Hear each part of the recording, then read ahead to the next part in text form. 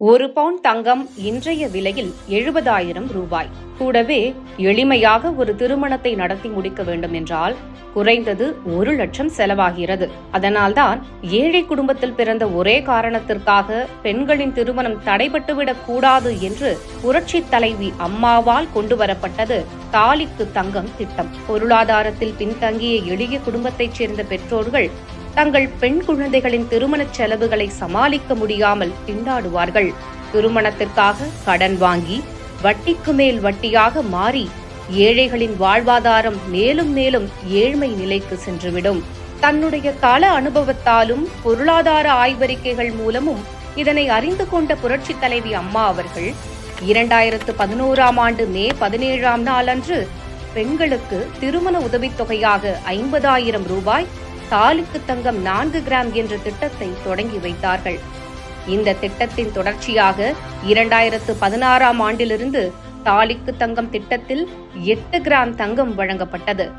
தாலிக்கு தங்கம் திட்டத்தின் மூலமாக மட்டும் அம்மாவின் 10 ஆண்டு கால ஆட்சியில் 12,50,000 பெண்கள் திருமண உதவி பெற்றனர்.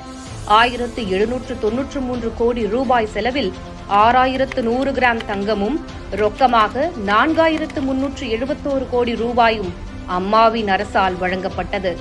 பட்டதாரி பெண்கள் 5,32,503 பேரும், பள்ளி படிப்பை முடித்த 7,18,150 பேரும் தாலிக்கு தங்கம் திட்டத்தால் பயனடைந்தார்கள்.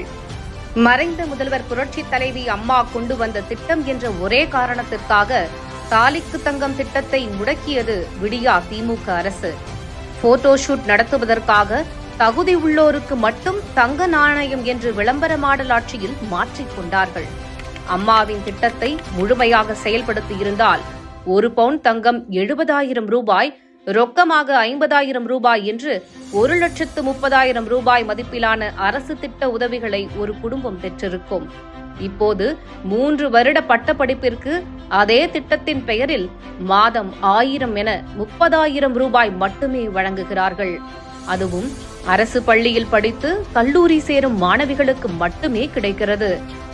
ஏதோ ஒரு காரணத்தை சொல்லி அம்மாவின் திட்டத்தை மடை மாற்றிவிட்டாலும் ஏழை பெண்களும் 2026இல் மாற்றத்தை உருவாக்கிட காத்திருக்கிறார்கள்.